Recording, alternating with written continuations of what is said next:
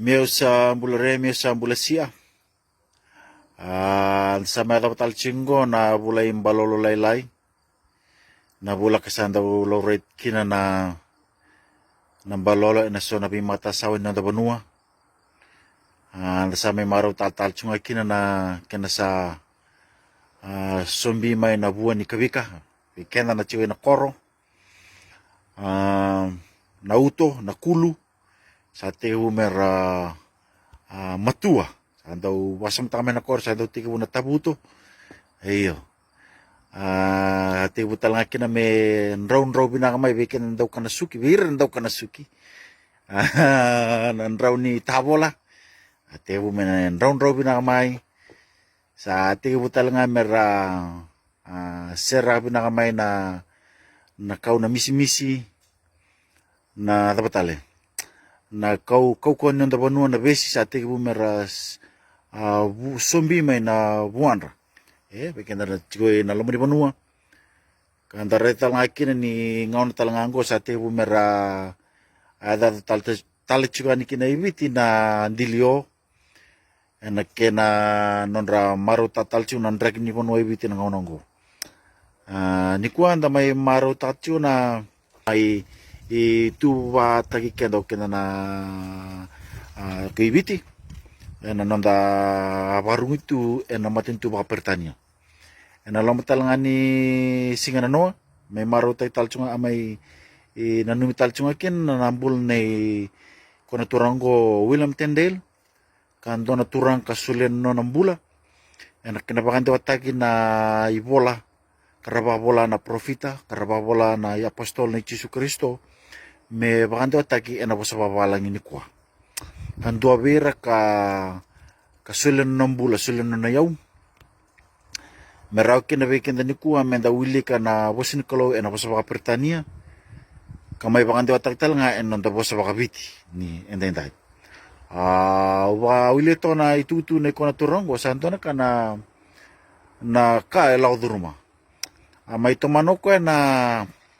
nadakadaka ka sa may dabak ko sa inalaman nito ng raw nambag sauti na dadak ka may bakadoro William o John Wycliffe ano non na bakande wataka na iboltambu na sa bakalatini kina sa balangi kamay dabak ko sa ano non na sinitalita ka ano non nadaka o daw ni tutu bakaloto ni taltala ni may daba ito ng raw nambag kaya may taraki na naidakadakang ko William Tyndale na kena bakando atagtale na bola tambu kena bosa bakababalang bosa bakapertania enang ono ya teke bu me besu kamay baka may sarkin ng bula ito na kang gaitareo to kana ano na otit na nangkani mas gitu na bango William Tyndale ke ito na bango ko turangan ni Ndolaba na matay ko na tuwing landi me reda nandina nabuna ka may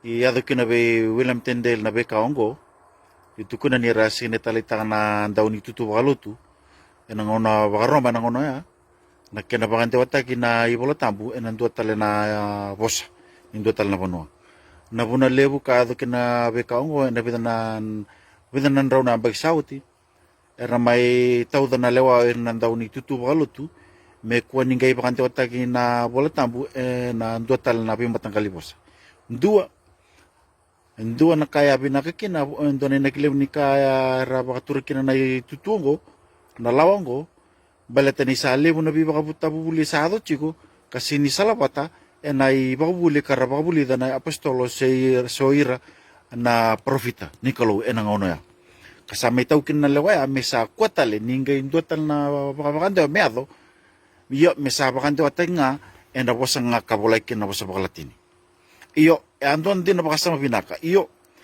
gay yato talaga na ngauna ni rsalay yato na ngauna sa tiga bume irabakatabuli dito na itutubo to talambeka sa na bishop ang sa may tiga bume bakatabuli dito na bango na ibolat ang buber na lo ni babakoso sa tiga bume bakante watang nga nabi ka nga na numa. Kara sabi dalati may enay bakabuli kara abakatabuli da sa rabakabula na apostolo. kasama ilebu kin nabi bakabuli kasaya to nga non raba kasama nga bakatamata sa tebu membiu lai binandin ni beka raba katabuli na apostolo karsa bakatabuli na non randina nangaw na sa may bakuli kino o John Wycliffe otin don nabat otin don nabat non sa may bakadeng kadobi William Tyndale may nangaw na ramay bakuli kinabango karabarong na beka raba kabuli da bakatabuli na nandaw ni luto nangaw na beda lati saranga kinabeka eraba kabola na apostolo saranga na buna ngay tiga bu me baka bola kinoko ni nandonu na ibola tamu merawili ko oira na leoni banua sangay tiga bu talaw ko me baka bola talin na ibola tamu ena basa baka pertania kandundonu beir na tamatayan dua merawili ka na bosi Nicolo ena besinga saranga na po na ngay may resinitari takin na tutu bakalutu nanon sa may bakante takin na ibol tambu o William Tyndale. And singa na noa and may baka na numutyo kina na singa ka may balangay kina ng bula na turangan kang ganyan kalungko. Kabambo to kita ni kuwa ibiti na sa may maro takatakongan ni kuwa nanon da sa araw ni Willie ka na po si Nicolo na po sa karabola na profita po sa karabola o na apostolo en non da po sa bakabiti. San doon naman da pakabili mo nakakina. Oira era aliw may bekenda kara nanuman ni doon din na. Niyo kenda men da Willie ka na po sa ni Kalo en non da po sa. Di na ni non da banua. Kanda may chigo ni kuwa sa may maro tato ka. Kung kayo makasama ta kay biti ni kuwa. Sa lebo na bibaka bubuli sa ato chigo. Lebo na bibaka bubuli ka sa lako laibi may. Hindi na ni baka bubuli ka rabaka bola na apostolo ni Jesu Kristo. O rongo da chigo ni kuwa na luto banua sa ato chigo. Kasi nindo na banua rabu tagir chigo may kina. Nangaw na may barongo da chigo kina non rebaka bubuli. Ni sinindo na banua rabu tagir chigo may kina. Kung kayo makasama ta ka. Nangaw na ni William Tyndale. Sa tebu membiulay na ibabuli ni apostolo Jesu Kristo non babuli na apostolo. Sa tebu merabakatabuli nga nabe nga era na numa. Ka ubakang bautan ninda sa daw pasar tsungango may biti ni kuwa nangaw na oya. Kasando numenda wana numikenda. Ni bakabubuli bakaluto. And daya buta kamay anon raw bakabubuli na apostolo karabaka bola may ena vida nan raw na bagsawati. Kau bukang bauta niya ken non da indusi ken na luto pa Kristo ni kuwa. Non da indusi non da bukang bauta ni luto pa Kristo and da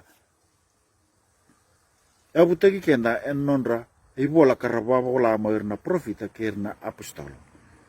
Ni Jesu Kristo enang uno ya. Awasya chungani so na iba kasama. Ninandamay pa ka na numatsi ko na nanambula o William Tyndale ni kuwa. May napakaburi pa kasama tiyong abekin na ni kuwa. Ni kalong nga tatsi ko. Na maraw tatsi ko nabula yung balol laylay. Maraw tatsi ko mandangan ng bula. Pinakasarap kalip.